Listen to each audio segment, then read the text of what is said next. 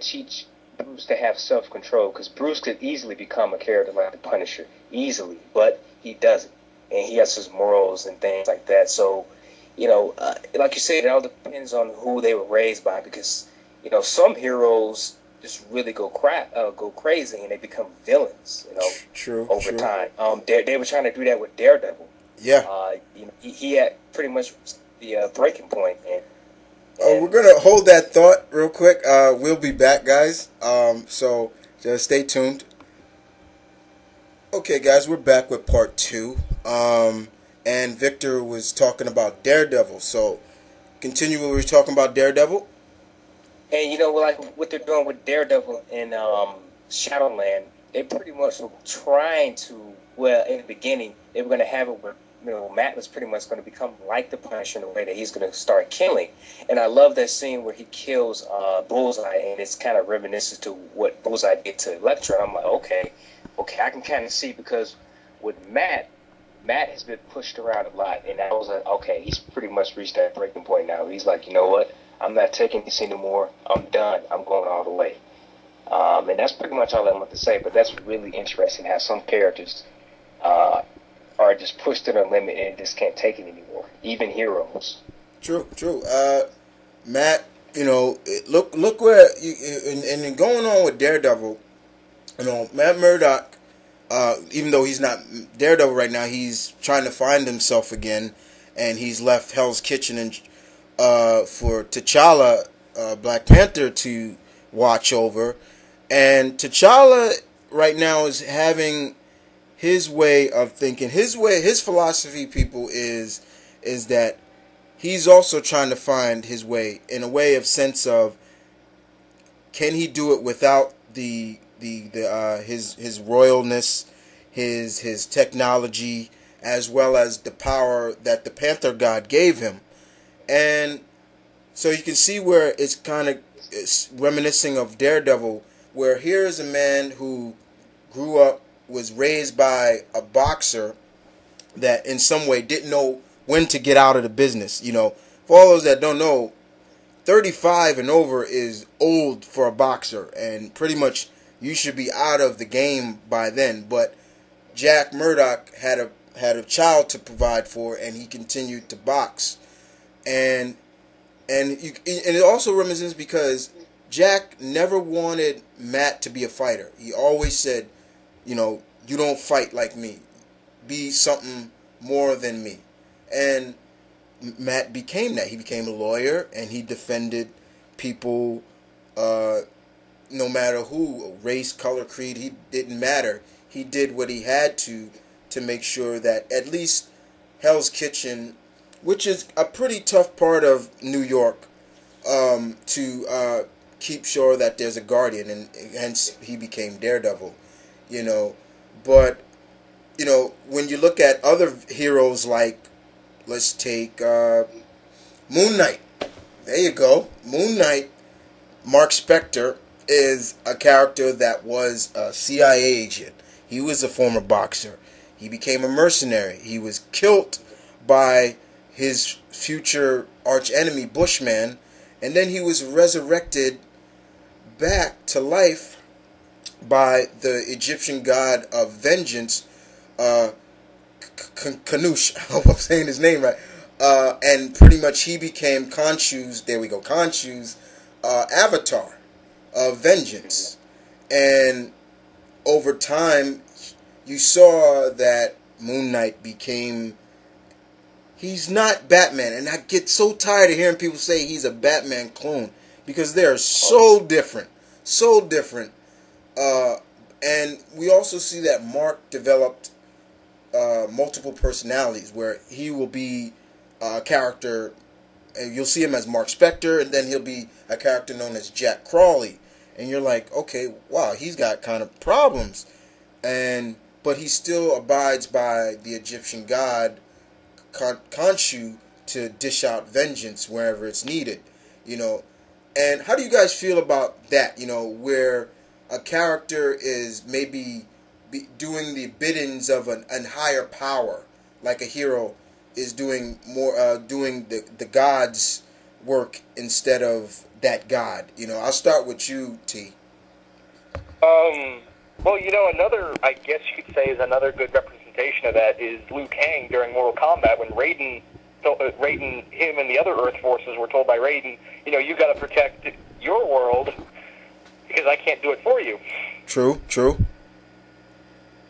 And you, Victor, how do you feel about that when a hero is more like doing the biddings of a god that maybe have saved his life, he or her life? You know, how do you feel about that? I think it can go either way, because you got a character like the Juggernaut who's kind of like that, and you know, Juggernaut has been a hero and he's been a villain, and it all depends, when they're being told to do this by a god, they have a certain I want to say they have to pay back something, and I think that can be very hard on the character because they might not always want to do with the god or whoever's commanding them to do this. They might not want to do it, but they have to in order to, pay respects to the gods, and it's really interesting. Exactly. Go ahead, T. Another type of hero we should talk about is like a hero that, he's not human at all, but he protects the human race, like Thor. Ah, yeah, okay. It's a good one. Heroes that are not technically human. Thor is a god. He is the Norse god of thunder. But he sees our strengths, the mortal's strength and weaknesses, and he has that in himself as well. He understands that we're not so different as much as you think some people think. And it was always Thor that looked at the mortals or Midgard as a second home, even though if he's not Donald Blake, because there were times where, at one point they took away the Donald Blake identity and he's just Thor all the time. But now that he's back as Donald Blake, you see where Tyler is talking about. And not just Thor, but John, Martian Manhunter. He's not human. He's not human. He's not human.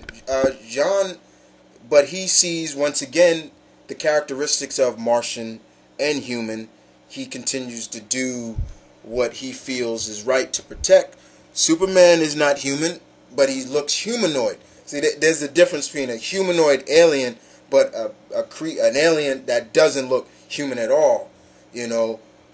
So this is really good because, no hero is alike, but they all stand for something. And Thor, being a god that he is, he trusts the mortals with his life. He trusts Cap and his fellow Avengers no matter what. Even Tony, and usually it was always him and Tony never really got along, but nowadays it's like he's starting to kind of forgive Tony for what Tony did, because Tony really still can't really remember everything after he basically rebooted his brain. But you see that there are times where, like, for example, guys, the Illuminati is out now. Everybody knows that they exist. And Steve Rogers had a field day with Tony. And he basically said to Tony, whenever they find the Infinity Gems, you're off the team. And here's Thor coming to Tony's aid and telling Tony, show Steve that you're not the same person before. You don't have secrets. Show him that you're the hero that I know you are. And when you read that, you're like, wow, that's interesting. At first, now when Thor first came back and Tony met Thor again, and when they were in Nolans, Thor beat the shit out of him, and it's like, and was this is for cloning me, and basically he told, and Tony said, I can't walk now, my armor's destroyed. And what did Thor say? Walk. So walk. So here, that's funny to see that, But we've established that, the origins play a good notion in a good hero. Characteristics, But then there's also the heroes that are powerless. They don't have powers. And that, my friends, are the heroes that really intrigue me the most, because they will go against people that could rip them apart no problem. But they still defend the weak and downtrodden, because they may have the skills to provide. Batman as an example. Moon Knight is no longer with Khonshu no more. He has that ability. People like Mr. Terrific of the JSA. He really has no real physical powers, except that he's smart, and he's created the image of his being. Wildcat has no powers. He's very old, but he's skilled at fighting. So how do you guys feel about that? Heroes that don't have powers, do they intrigue you more than the superpowered heroes? Well, go ahead, T. Did Victor want to say? Yeah, go ahead, V. I'll start with you. Sorry. Before, not to cut you guys off, before that, that point, I want to talk about characters that are, superheroes that are warriors, like Valkyrie and Wonder Woman, who kind of have that whole thing where as though they would train as warriors. So if they kill, they don't really see a problem with it, because they were trained to be that way. They're warrior class. So I think characters like that are very intriguing. And also characters without superpowers, they have a lot to deal with, because they got to deal with the guys who do have powers. And it's harder for them to defend themselves, and sometimes they might have to pick up a gun going up against a guy like, I don't know, someone like the Abomination or whatever, because they don't have powers, and they might be saying as though, hey, I gotta step my game up here, or I'm gonna die. So it can get really crazy with the characters that don't have superpowers. True. And UT? Oh yeah, it's the same thing with me too. I like powered villains, but non-powered villains, heroes. But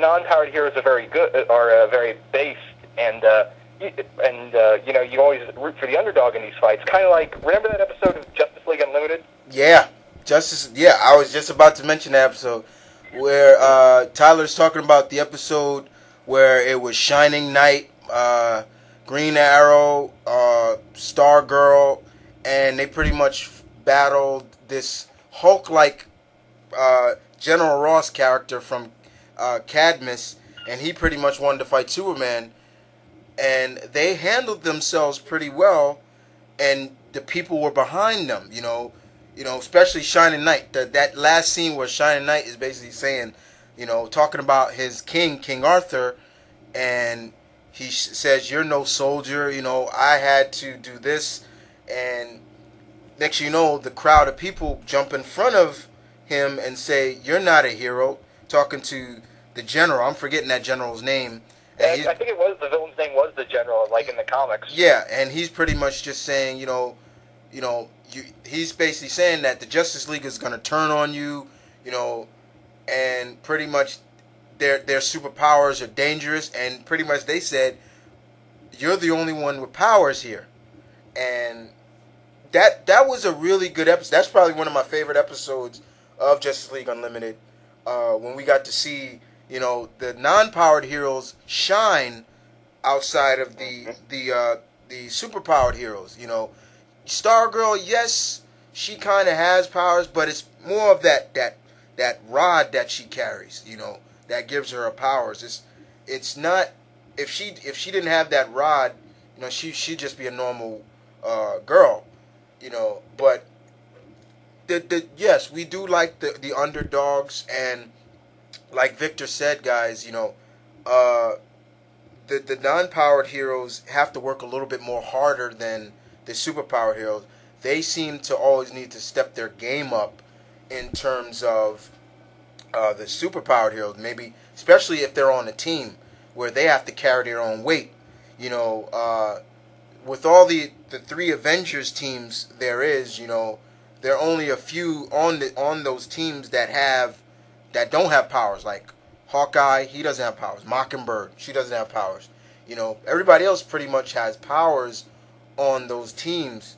You know, as technically Steve Rogers on the Secret Avengers, technically, I try not to classify Steve Rogers with powers, but he's at peak human capacity, where he's at the full